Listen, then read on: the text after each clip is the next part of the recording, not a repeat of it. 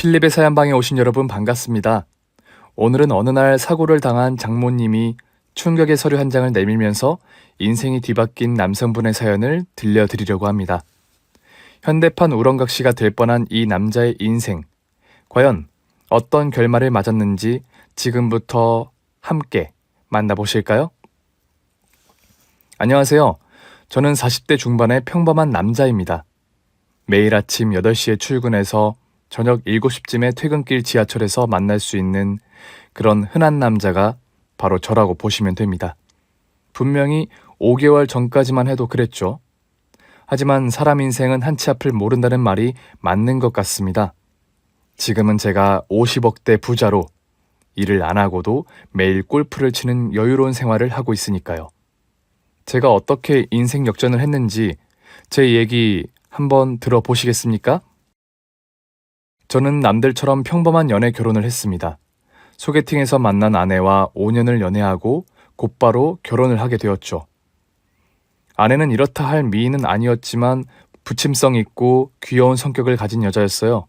소박한 천상의 성격 좋은 아내가 결혼 상대자로 적합하다 싶어 저는 대학을 졸업하고 곧바로 프로포즈를 했습니다. 알고 보니 와이프네 집은 상당한 재력가였어요. 장인어른께서는 화성에 수천 평 땅을 가지고 인쇄업을 하시는 사업가이셨죠. 와이프는 자기네 집은 재벌도 아니고 그냥 아버지 사업은 사업이라면서 저한테 내색은 안 했지만 저는 결혼하기 직전에 그 사실을 알고서 저희 집과 와이프 집이 상당히 기울었다는 생각이 들었죠. 저희 집은 그야말로 흙수저로 홀어머니가 저를 키워서 겨우 대학에 보내셨거든요. 저 역시 그냥 중간 정도의 평범한 성격으로 중견기업에서 일하게 된 평범한 사람입니다. 집에 빚은 없지만 그렇다고 이렇다 할 자신도 없는 그냥 정말 평범한 서민 가정이라고 해야 할까요? 그런 저희 집이었기에 아무래도 장인 장모 댁에서는 제가 그다지 마음에 들지는 않은 것 같은 눈치더군요. 결혼하기 직전에 상견례 전에 인사드리러 갔을 때 장인어른이 대뜸 면전에서 저한테 하시던 말씀이 지금도 기억이 납니다. 처음 뵙겠습니다. 정식으로 인사드리려고 왔습니다. 결혼 허락받으러 온 게지? 딱 보니 회사 들어간 지 얼마 안 된 것 같은데 자네 돈은 좀 모았나? 아파트 한 채 할 돈은 되고? 죄송합니다. 아직 그 정도는 아니지만 일단 빌라 전세 얻어서 새살림 시작해보려고. 빌라? 지금 우리 딸을 빌라 살이를 시키겠다는 건가? 요즘은 원룸에서 시작하는 신혼부부도 많아서 그러면 원룸에서 살아도. 원룸? 자네 지금 장난하나? 지금 무슨 돈 가는 것도 아니고. 그런 식의 대화로 분위기가 순식간에 험악해지더군요. 장인은 제가 최소한 아파트 전세라도 얻어오지 못하면 결혼은 못한다고 안방문을 쾅 닫고 들어가셨습니다. 결혼이 파토나기 직전이었지만 그때는 30대 후반인데 제가 무슨 돈이 있었겠어요. 없는 돈에 결혼 허락을 받으려니 제가 좀 더 분발해야 하는 상황이었죠. 저는 장인을 설득하려고 골프를 따라다니면서 장인어른 코치까지 해드렸습니다. 제가 돈은 없지만 성실하고 나이스한 남자라는 걸 보여드리고 싶었어요. 20대 중반까지만 해도 제가 아마추어 골프 선수로 활동한 적이 있어서 장인어른께 잘 보이려고 골프 코칭을 자처한 거죠. 그런데 말이 좋아서 골프 코칭이지 사실은 저희 캐디 겸 시다처럼 쫓아다니면서 장인어른 수발을 드는 격이었습니다. 장인어른은 제가 애완견처럼 따라다니니까 그냥 아예 저를 비서로 하대하시더군요. 새벽 5시, 밤 9시, 저는 장인어른이 전화를 걸면 자다가도 벌떡 일어나서 수발을 들러 나가야 했습니다. 특히 새벽 5시에 출근 전에 전화를 걸어서 집 근처 골프장이라도 들렀다 출근하는 날은 아주 죽을 맛이었어요. 자네 자나? 아닙니다. 지금 나가겠습니다. 그런데 이렇게 이른 새벽에 골프를 치러 가시게요? 언제든지 같이 간다면서. 혹시 내가 자꾸 전화해서 짜증나는 건가? 그럼 때려치워. 누가 수발 들라고 시키기라도 했나? 아닙니다. 제가 좋아서 하는 일이에요. 짜증은요. 저 지금 옷 입고 있습니다. 말은 그렇게 했지만 속으로는 당연히 짜증이 났지요. 장인어른은 누가 봐도 제가 언제 포기하나 기다리고 있는 눈치셨어요. 제 입에서 따님과 결혼 포기하겠습니다라는 말을 듣고 싶어서 안달이 나신 것 같았어요. 저도 나름 오기가 있는 인간인지라 그렇게는 못하겠더라고요. 그쯤 되니 누가 이기나 보자는 심산이었죠. 나중에는 장인이 하도 골프를 쳐서 몸이 결려서 골프 못 나가는 날에도 장인댁 앞에 딱 버티고 서서 시위를 한 적도 있습니다. 그래도 장인은 요지부동이더라고요. 마지막 골프를 치러 가던 날 제 코칭을 받고 멀리 공을 날리더니 저를 딱 노려보면서 한마디 하시더군요. 돈이 없으면 결혼 안 하는 게 맞아. 앞길이 구만리 같은 애 인생 망치려고 그래. 따님 인생 망치지 않겠습니다. 저를 믿어주십시오. 자네는 믿음이 가. 다만 자네 통장이 형편없어서 그렇지. 내 말 아직도 모르겠나? 돈은 없지만 제 진심만은 알아주십시오. 따님을 정말 행복하게 해드릴 자신이 있습니다. 그쯤 되니 저도 이 결혼은 안 되는 건가 보다 싶어서 당시 여자친구인 아내한테 헤어지자고 할까 속으로 생각하게 되더군요. 결혼 생활이라는 게 부부 두 사람만 사는 건 아니니까요. 그래서 헤어지자고 말하려고 딱 마음 먹고 있던 어느 날 퇴근길에 갑자기 장모님 전화가 오더군요. 자네 혹시 오늘 퇴근하고 시간 되나? 네. 그런데 무슨 일로... 그럼 잠깐 회사 앞 커피숍에서 좀 보세. 아, 네. 지금 나가겠습니다. 장모님은 딸을 사랑하지만 돈이 없었던 제가 좀 안쓰러웠던 모양이에요. 처음부터 저를 좀 짠하게 봐주셨다고 해야 할까요? 제 편을 많이 들어주셨는데 그때도 저를 회사 앞 카페에서 만나서 돈 봉투를 건너주시더라고요. 아니, 장모님 이게 무슨 돈이에요? 전셋집 마련하는데 보태게. 내가 틈틈이 모은 돈인데 자네 장인이나 딸은 몰라. 장모님 저한테 이렇게까지 해주시는 이유가... 나는 자네가 내 딸을 행복하게 해줄 거라 믿네. 장모님, 정말 감사합니다. 그렇게 결혼 파토 전에 장모님 찬스로 겨우 골인에 성공하게 됐죠. 결혼은 구로에 있는 작은 예식장에서 진행되었습니다. 장인어른은 화가 잔뜩 나셨는지 결혼식장에 아예 나타나지 않으셨어요. 저는 장인어른이 잠깐 자리를 비우신 줄 알고 한참을 기다렸는데 결혼 행진곡이 나올 때까지 자리가 비어 있는 거예요. 근데 식이 다 끝나고 와서 동사가 와서 저한테 그러더군요. 아, 생각해보세요. 장인어른 체면이 있지. 이런 허름한 웨딩홀에서 결혼식을 하면 장인어른 거래처나 주변 사람들한테 꼴이 뭐가 되겠어요? 그러니까 지금 웨딩홀에서 하는 게 마음에 안 들어서 결혼식에 안 오셨다는 거야? 형님이 너무하신 거예요. 아무리 돈이 쪼들려도 그렇지 작은 호텔에서라도 하시지. 이게 뭐예요? 체면 차례로 결혼식을 파토내는 사람이 바로 저희 장인어른이었죠. 그런데 그때는 몰랐지만 나중에 알고 보니 처가 집안에 복병이 한 사람 더 있었어요. 바로 동서였죠.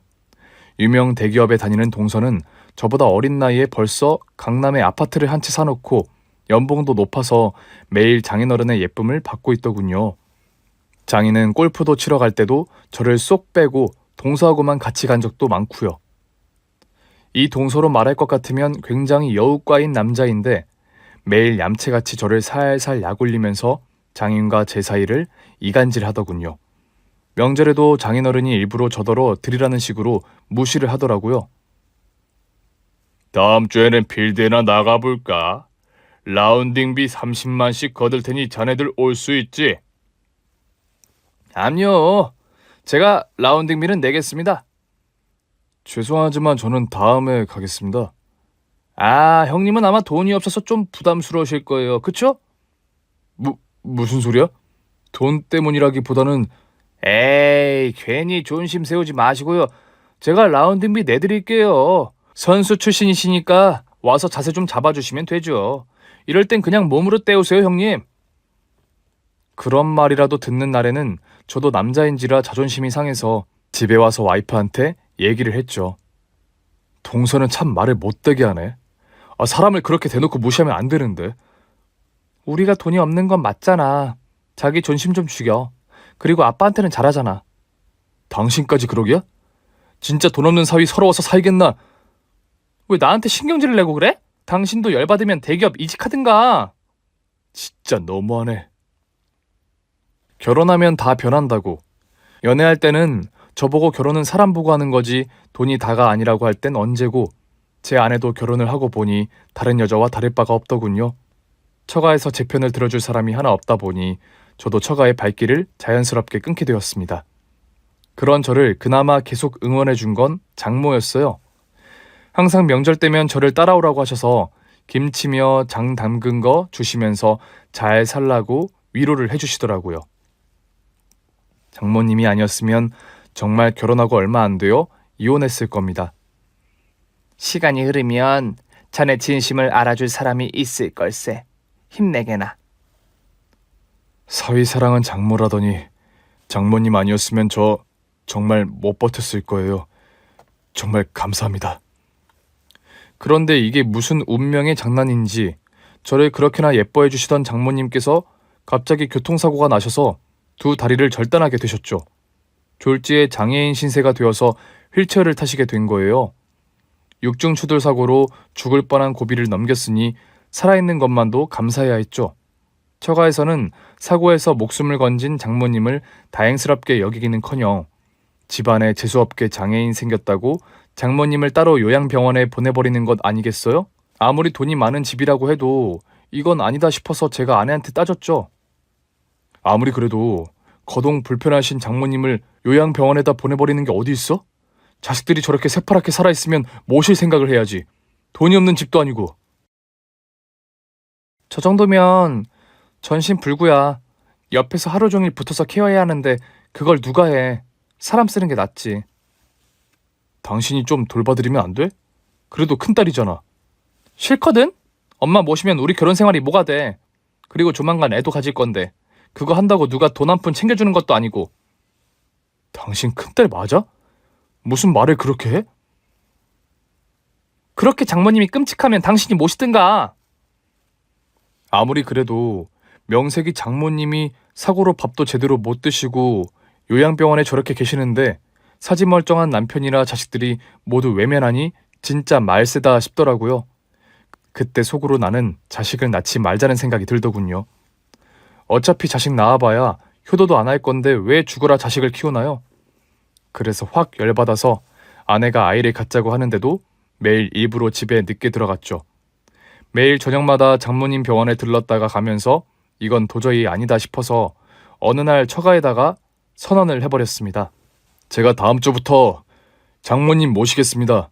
이번 주에 퇴원시킬 예정이니 그렇게 알아주시면 돼요. 지랄 연병을 떨고 앉았네. 회사 다니는 자네가 장모를 책임진다고? 내 딸도 책임 못 지는 자네가 장모를 책임진다니 속아 웃을 일이네. 자네가 장모를 모시면 내 딸 결혼 생활은 뭐가 되나? 걱정 마십시오. 제가 회사 그만두고 모실 테니까요. 뭐야? 야, 너 미쳤어? 돈도 없는 새끼가. 아우, 진짜 혈압 확 오르네. 장인어른 진정하세요. 어차피 장모님 요양비로 나가는 돈이 굳었으니 된 거죠. 제가 형님 병수발비로 월급 정도는 챙겨드릴 테니 걱정 마세요. 아니, 나 동서 도움 필요 없어. 우리 밥벌이는 우리가 알아서 할 거니까 신경 쓰지 마. 그렇게 선언하고 그 다음에 곧바로 장모님을 모시고 집으로 와버렸습니다.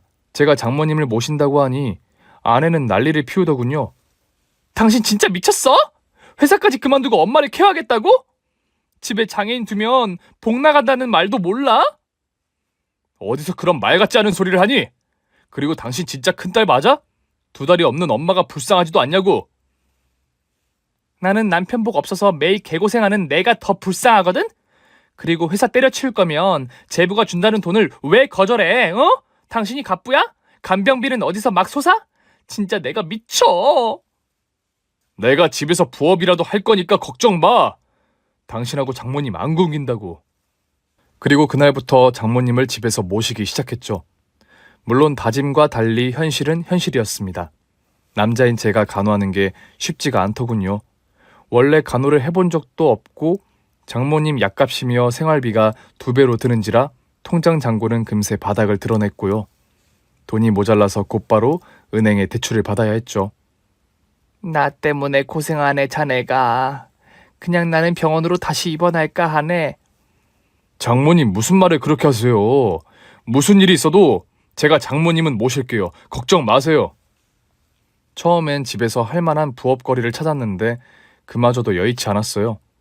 누가 집에서 재택으로 쇼핑몰을 창업해서 대박이 난다길래 1,000만 원을 투자해서 쇼핑몰을 차렸는데 그만 사기까지 당하고 말았죠.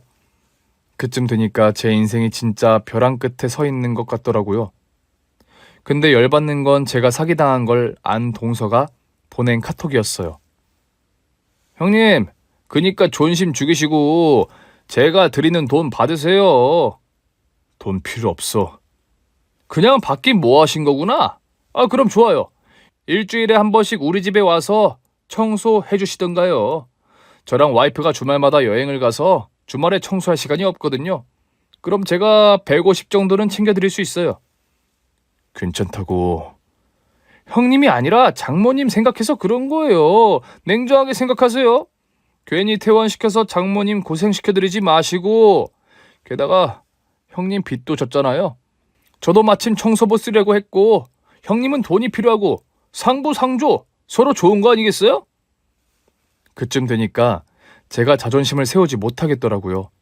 저도 돈이 급했고 장모님 수발 들면서 어디 일할 때도 마땅치 않아서 결국 동서 제안을 수락했죠. 제 아내는 제가 집에서 그러고 있어도 어디 일 나갈 생각은 죽어도 안 하더군요. 그저 친구들하고 커피 마시고 저녁 늦게 들어오는 게 일과였어요. 딱 보니까 장인어른이 뒤에서 생활비를 대주는 것 같더라고요. 그러거나 말거나 저는 제 할 일은 한다는 생각으로 묵묵히 장모님 병수발을 계속했습니다. 한 번은 주말에 동서네 집을 청소하고 있으니까 장인어른과 동서가 같이 들어오더군요. 처제까지 동석한 걸 보니 가족 식사를 하고 온 것 같았어요. 처제 앞에서 앞치마를 메고 동서네 집을 청소하는 제가 조금 민망하긴 했죠. 소화가 잘 안 되네. 자네 커피라도 한 잔 타봐. 네, 그러겠습니다. 남자가 꽈추 떨어지겠어. 우리 집안에는 한 번도 남자가 집안일에 손에 물 묻힌 적이 없었는데 말이야. 진짜 내가 쪽팔려서 친구들한테 말도 못해요. 에이, 아버님, 그렇게 말하시면 형님 자존심 상해요. 존심이 죽고 사는 양반인데. 아니야, 괜찮아. 제가 커피 타오겠습니다. 제가 주방에서 커피를 타는 동안 거실에서 처제랑 동서, 장인어른이 제 욕을 하는 게 다 들리더군요. 이제 보니 남자가 아니라 여자야, 여자. 장모 똥기저귀 갈더니 아줌마가 다 되었네. 남자가 밖에 나가서 돈 벌 생각은 안 하고 저러니 내 딸이 고생하지.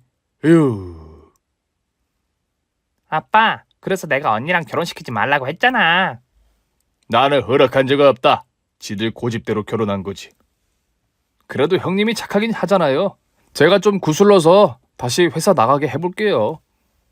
구슬이긴 누가 구슬러? 듣다 못해 화가 나서 제가 한마디 했죠. 능력 있는 동서라고 해서 그동안 제가 할 말을 못했는데 저를 개무시하는 게 도저히 안 되겠더라고요. 제가 아무리 동서네 집 청소나 해주는 상황이지만 제가 저를 위해서 그런 것도 아니고 장모님 병수발 때문에 어쩔 수 없이 했던 건데 말이죠. 아, 형님 들으셨어요? 아이고 죄송하네. 뒷담화 까려고 한 건 아닌데. 아무리 그래도 내가 자네 형님이야. 이런 식으로 말하면 안 되지. 지금 내 앞에서 뭐 하는 거야? 장인어른도 너무하신 겁니다. 제가 장인어른 대신 장모님 병수발 드는 거 모르세요? 그거 아시면 저한테 이렇게 하시면 안 되는 거 아닙니까? 어디서 이 새끼가 말대꾸야? 능력 없는 놈을 그래도 결혼 허락했더니 이제 아주 개기려고 드네. 기분 나쁘셨다면 죄송합니다. 하지만 저도 할 말은 해야겠어요. 나 지금 혈압 오르는데. 가만히 있어봐. 이 집에 뭐 부술 거 없나? 고정하십시오, 장인어른. 골프채로 내려치시기엔 저희 집 물건이 다 비싸요. 차라리 저를 대신 패세요. 제 엉덩이를 차세요. 그래도 괜찮아?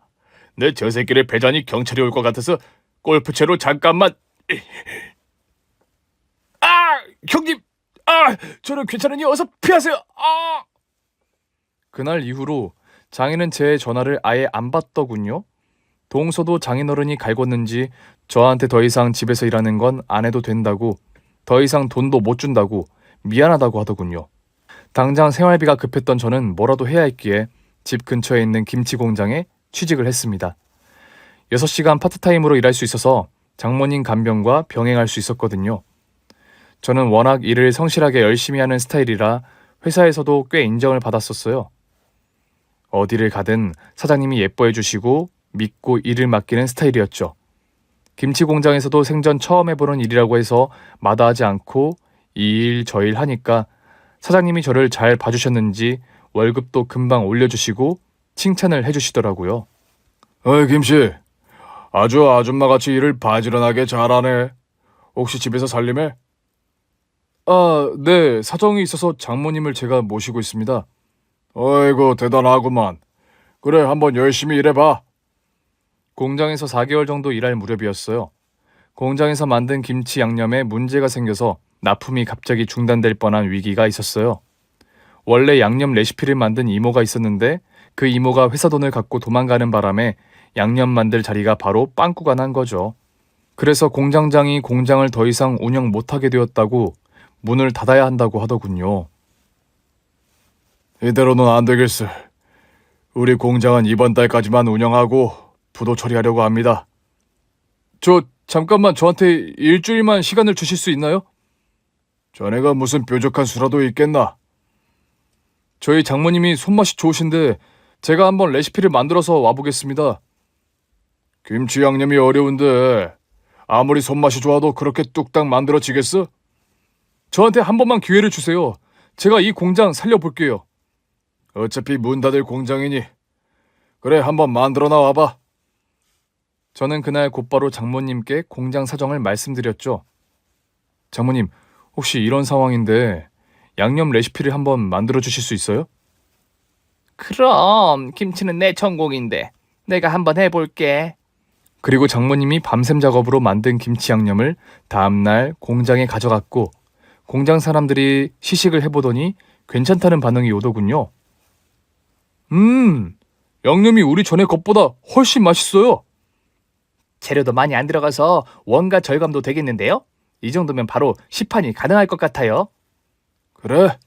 좋아. 그럼 한번 이 레시피로 가보자고. 그렇게 해서 저희 장모님 덕분에 공장은 다시 가동되었고 저희 장모님이 만든 레시피는 순식간에 김치 공장 사이에서 입소문이 났습니다. 덕분에 저희 공장 매출은 올라갔고 저도 과장이라는 직급으로 승진해서 일을 할 수 있었죠. 그런데 이상한 게 제가 2달쯤 일할 무렵 갑자기 공장장이 저를 부르더니 해고하시는 거예요. 이유를 물어보니 대답은 안 하고 미안하다. 나중에 다시 일자리 생기면 부르겠다는 말만 했죠.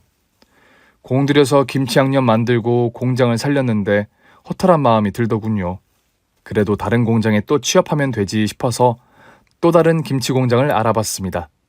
다행히 제가 만든 레시피가 업계에서 유명해져서 다른 김치 공장에서도 스카웃 제의가 왔어요. 제 덕분에 희생한 공장에서 잘린 건 황당했지만 다른 공장을 몇 차례 면접 본 끝에 또 다른 공장에 취업했는데 거기서도 한 달 만에 해고를 당했죠. 진짜 억울해서 사장님을 찾아가서 대체 왜 해고했냐고 물어봤죠. 제가 뭘 잘못했길래 이렇게 해고하시나요? 저는 일도 열심히 했는데요. 미안하네. 사실 자네가 취업하면 거래 끊겠다고 한 곳이 있어서. 네? 저 때문에 거래가 끊긴다고요? 어디서요? 이건 말해도 되나 모르겠네. 혹시 자네 비식품 회사라고 아나? 비식품 회사요? 거기 회장님이 자네 장인이라고 하던데 나는 몰랐지. 자네가 문제가 있는 직원이니 문제 직원을 고용한 거래처와 거래를 못한다고 해서 미안하네. 알고 보니 장인이 제가 취업을 못하게 제가 가는 곳마다 공장장에게 으름을 놓은 거였어요. 관내에서 영향력이 큰 회사다 보니 거의 대부분의 공장과 거래를 하고 있었던 거죠. 장인과 마수에 화가 나고 억울했지만 공장에서 일하는 건 포기할 수밖에 없었습니다. 장모님이 레시피를 만들어서 공장을 살렸다는 말을 듣고 나를 방해한 거군. 진짜 악랄한 사람이야. 어쨌든 저는 당장 또 생활비가 끊겼기 때문에 또 다른 파트타임 일거리가 있는지 부랴부랴 알아보기로 했죠. 김치 공장에서 일했던 걸 경험 삼아서 이번에도 뭔가 먹을거리로 돈을 벌 수 없을까 하는 생각이 들더군요. 그런데 주변에서 출근길에 지하철역 주변에서 김밥을 팔면 돈도 많이 벌리고 일을 많이 안 해도 된다고 하더군요. 그래서 저는 이번에도 장모님이 손맛이 좋은 걸 알고 장모님한테 부탁을 했죠. 장모님, 혹시 매일 저랑 같이 김밥 싸실 수 있겠어요? 그러면 제가 돈을 조금 벌 수 있을 것 같아요. 자네가 내 병수발을 들고 있는데 무슨 일인지 못하겠나. 내가 매일 싸줌세. 진짜 감사합니다. 저는 장모님 표 김밥을 매일 새벽 싸들고 나가서 지하철 근처에서 팔았습니다. 다행히 장모님 손맛이 좋았고 제가 김밥을 저렴하게 팔았기 때문에 출근길에 김밥을 사는 직장인들이 무척 많았어요. 김밥은 매일 다 소진되었고 저는 하루에 2시간만 일하고도 50에서 60만 원 돈을 벌 수 있었죠. 그렇게 신이 나서 김밥을 팔면서 지하철역 근처에 작은 김밥집을 내야겠다는 목표도 생겼죠. 그런데 어느 날 일이 또 터지더군요. 김밥 60줄만 싸주세요. 60줄이요? 잠시만요. 자네가 여기 웬일이야? 고개를 들어서 보니 동서가 웃으면서 서 있더군요. 제가 매일 지하철역 근처에서 김밥을 파는 걸 봤다는 거예요. 그러면서 자기네 부서 사람들이 김밥을 좋아하니 매일 60줄씩 사주겠다고 하더군요. 뒤가 좀 찜찜하긴 했지만 어쨌든 팔아주겠다는 거니 고맙다고 인사는 했죠. 동서는 그 다음날부터 매일 아침에 들러서 김밥을 사주더군요. 이제야 저를 도와주나 싶어서 저도 내심 고마운 마음이 들기도 했고요. 그런데 며칠 뒤에 어느 때처럼 김밥을 팔고 있는데 저기서 구청 직원들이 오더군요. 여기서 물건 파시면 안 됩니다. 죄송합니다. 금방 정리할게요. 한 번 더 파시면 그때는 과태료입니다. 아시겠어요? 누가 신고를 했는지 구청에서 갑자기 단속을 나오는 바람에 지하철역에서는 김밥을 못 팔게 되었죠. 저는 그 다음 역으로 자리를 옮겨서 김밥을 팔았는데 거기서도 구청 직원들이 나타나지 않겠어요? 내정거장, 열정거장, 심지어는 1시간 거리를 떨어져서 파는데도 어떻게 알았는지 구청 직원들이 귀신같이 찾아와서 판을 둘러 엎더군요. 아니, 대체 당신들 누구 신고받고 이러는 거예요? 제보가 있었어요. 매일 여기서 불법으로 김밥을 파신다는. 제보라고요? 네, 여기서 판 김밥을 먹고 병원에 갔다고 신고가 들어와서요. 가만히 보니 느낌이 오더라고요. 필시 60줄씩 사간 동서가 이걸 딴지 걸고 신고를 해서 구청에서 출동을 한 거였죠. 제가 화가 나서 동서한테 당장 전화를 걸어서 따져 물었습니다. 동서가 그랬지. 형님, 갑자기 그게 무슨 말이에요? 그러지 않고 어떻게 구청 직원들이 내가 김밥 파는 동선을 그렇게 잘 알겠어? 형님, 먹고 살기 힘드시더니 자격지심 생기셨다. 먹고 살기 힘들면 말해요. 다시 우리 집에 와서 청소하실래요?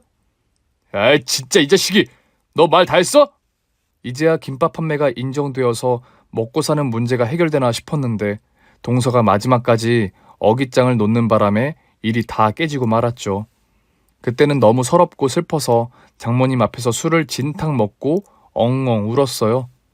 와이프는 제가 이런 개고생을 하든 말든 남의 일이라고 생각하는지 저한테 이제라도 장모님을 요양병원으로 다시 보내라고 하더군요. 죄송합니다, 장모님.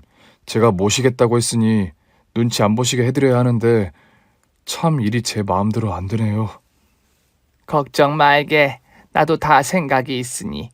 자네가 이리 고생하는 걸 두고만 볼 수 있겠는가? 아니에요. 제가 다른 일거리를 또 찾아보겠습니다. 며칠만 더 버텨주게. 자네 고생 내가 보상해줄 터이니. 그리고 이거, 이게 무슨 돈이에요? 이걸로 내가 시키는 대로 한번 해보게. 장모님은 저에게 비장의 무기라고 하시더니 이대로 한번 해보자는 거예요. 저는 자세한 내막은 몰랐지만 장모님이 제안한 대로 한번 해보기로 했죠. 저는 하는 수 없이 다시 동선에 가서 청소를 하고 월 150만 원을 받는 일로 돌아왔죠. 그래도 남의 돈보다는 내 식구 돈이 편하긴 하더군요. 동서가 제 자존심을 짓밟긴 했지만 그때는 자존심을 챙길 때가 아니었어요. 저는 어떻게든 장모님을 모시고 살아남아야 했기 때문에 닥치는 대로 일을 해야 했거든요. 그리고는 장모님의 당부대로 움직이기 시작했죠. 혹시 지난번 장인어른이 나 때문에 화가 많이 나셨지? 화가 나다마다요. 그나마 제가 골프 라운딩 모시고 나간 날은 얼굴이 좀 펴시지만 그래서 말인데 내가 이번에 해외 골프 투어를 예약했는데 장인어른 모시고 좀 가줄 수 있겠어? 나는 장모님을 모셔야 해서 동서가 내 대신. 형님이 골프 투어 예약했다고요? 무슨 돈이 있으셔서? 그건 묻지 말고 나도 이제 장인어른한테 점수 좀 따려고 하는 거니까 내가 그랬다고 하지 말고 동서가 넌지시 모시고 한 3박 4일 다녀와. 이번 기회에 머리도 식힐 겸. 어때? 아니 저야 뭐 그런 공짜 기회가 있음 땡큐지만 형님한테 이런 걸 받아도 되나? 아무튼 형님 성이시니까 다녀오긴 할게요. 그리고 동서는 장인어른을 모시고 세부로 골프 투어를 갔죠. 저는 그동안에 장모님이 시킨 대로 일을 했습니다. 장모님은 동서가 아무래도 바람을 피우는 것 같다고 전부터 의심이 가는 데가 있었는데 방에 가면 증거를 찾을 거라고 하더군요. 그래서 저는 동서 방을 청소하면서 서랍 속에 있었던 편지 한 장을 발견했죠. 거기에는 세라라는 이름의 여자가 이름을 적어두었더군요. 분명히 이 여자의 SNS 계정이 있을 텐데. 그리고 동서의 SNS 계정에 댓글을 남긴 세라라는 여자의 계정을 확인하고 그 여자한테 DM을 보냈습니다. 한번 만나자고요. 다음날 세라라는 여자와는 광화문에 있는 한 커피숍에서 만났습니다. 꽤 미인이었더군요. 미인을 좋아하는 동서가 왜 만나는지를 알겠더군요. 동서와 그 여자는 꽤 오랫동안 바람을 같이 피웠더군요. 그 사실을 처제는 전혀 몰랐고요. 저한테 이러시는 이유가 뭐죠? 그쪽이 지금 한 가정을 파탄내고 있다는 사실 알고 있죠? 저는 여자한테는 가정 파탄죄로 고소를 하기 전에 조용히 떨어져 나가라고 전했고 여자는 순순히 그러겠다고 하더군요. 그리고 고소하기 전에 동서랑 찍은 사진을 한 장 보내라고 했습니다. 그 여자는 동서랑 둘이 다정히 찍은 사진을 하나 카톡으로 보내주더군요. 저는 그걸 결정적 증거로 삼으려고 했죠. 그리고 동서가 여행을 다녀온 날에 방으로 동서를 따로 불렀습니다. 동서, 골프 여행은 어땠어? 아주 판타스틱했죠. 근데 형님 그러다 가랑이 찢어지시는 거 아니에요? 월급 150에 무슨 돈이 있다고 세부 골프 투어를 잡으셨대? 그래, 잘 다녀왔으면 됐지. 근데 세라라는 여자는 누구야? 네, 그걸 어떻게 아세요? 동서가 꽤 오래 바람을 피웠더라고. 그래서요? 그 여자랑 재혼할 생각이야? 무슨 소리세요? 저는 아내를 사랑해요. 가정을 깰 생각은 없어요. 그래, 그래야지.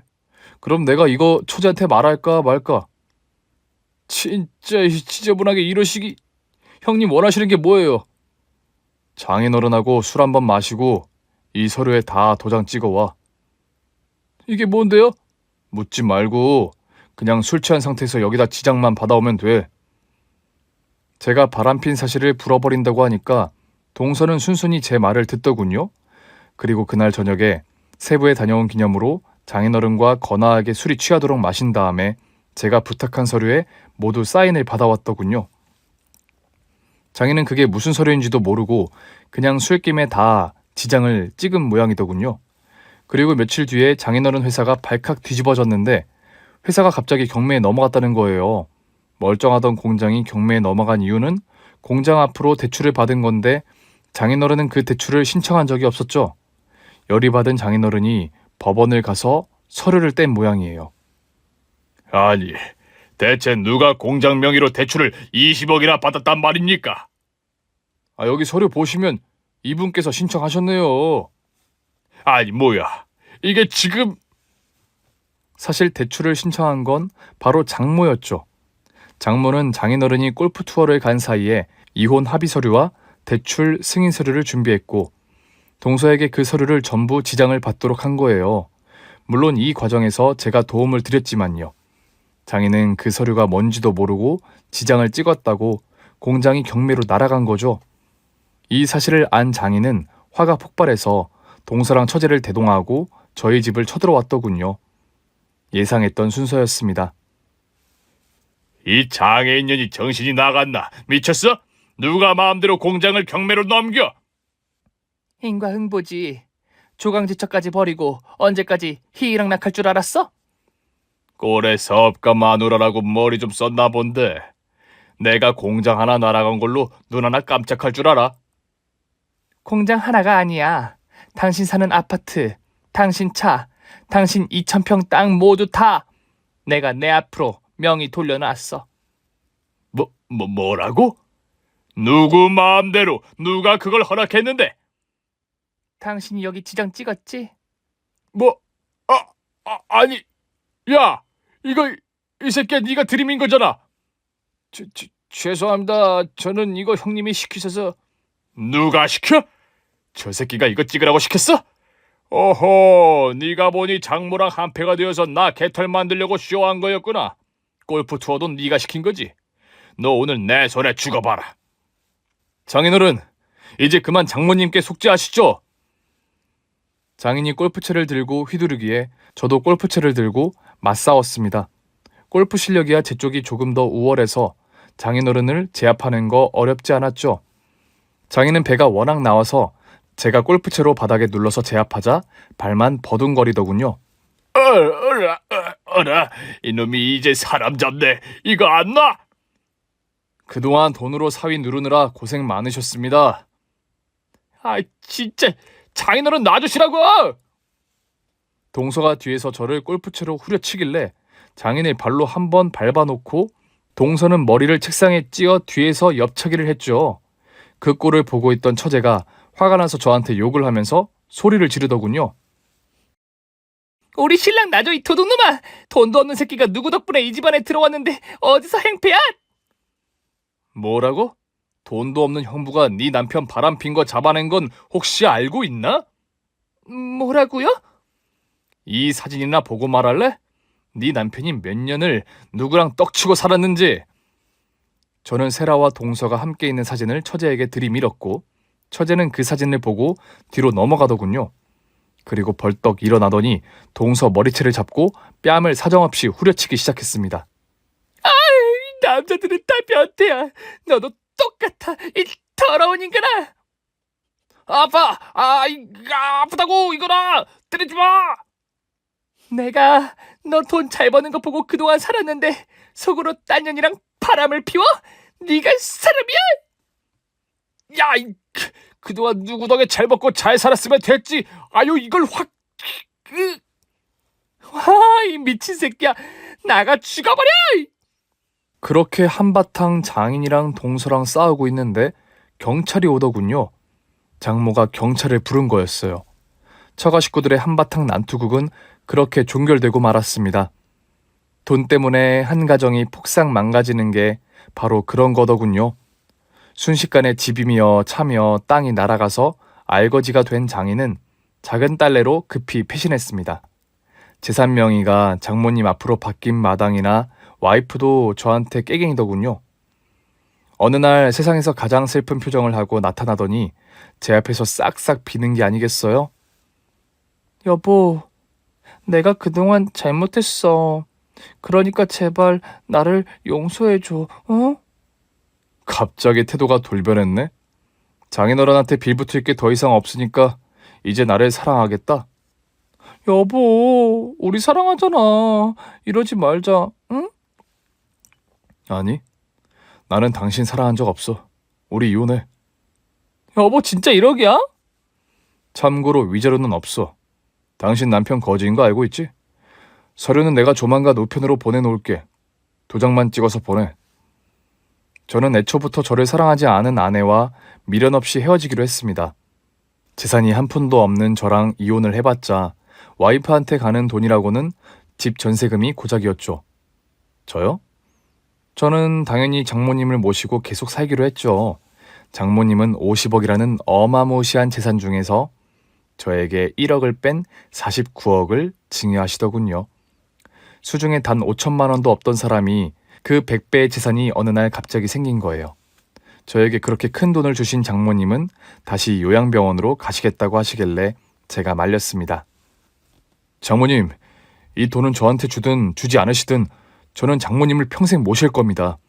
저랑 같이 사세요. 제가 최고의 간병인도 붙일게요. 고맙네. 자네가 나랑 같이 살면서 고생만 할 줄 알았는데 이런 날도 오네. 이제부터는 장모님, 남은 생애가 가장 빛나도록 제가 더욱 잘 모실게요. 고맙네. 정말 고마워. 그리고 저는 장모님을 저보다 더 잘 보살펴줄 어르신을 한 명 붙여드렸습니다. 그리고 최고의 간병인이 이교대로 장모님을 모시게 했죠. 저요? 장모님한테 받은 돈으로 부동산 투자에 성공해서 지금은 건물주로 편하게 먹고 살고 있죠. 강남에 있는 아파트 한 채에는 저보다 10살 어린 예쁜 마누라를 얻어서 행복하게 살고 있고요. 듣기로는 동서는 처제랑 이혼한 다음에 외국 여자랑 살다가 사기를 당해서 전 재산을 날렸다고 합니다. 폐가 망신한 장인어른하고는 이후에 딱 한 번 더 만난 적이 있어요. 공장이며 땅이 다 경매로 넘어간 이후에 화곡동에서 반지하 빌라에 산다는 소식을 듣긴 했었는데 그날은 초췌한 몰골로 저를 찾아왔더군요. 아직도 꼬장꼬장한 태도로 장인어른이 요구하는 건 물론 돈이었죠. 여기까진 어쩐 일로 오셨습니까? 더 이상 제가 장인어른을 볼 일은 없을 것 같은데요. 그래도 내 덕에 자네 인생 폈으니 보상을 좀 해주게. 제가 장인어른 덕을요? 돈이 많이 쪼들리시는 상황은 알겠지만 지나가던 개가 웃겠네요. 이러지 말게. 나도 노후에 먹고는 살아야지. 그러지 말고 한 1억만 땡겨주게. 그 돈 있으면 제가 차를 한 대 더 사죠. 10,000원 드릴 테니까 가는 길에 국밥이나 뜨끈하게 한 그릇 챙겨 드시고.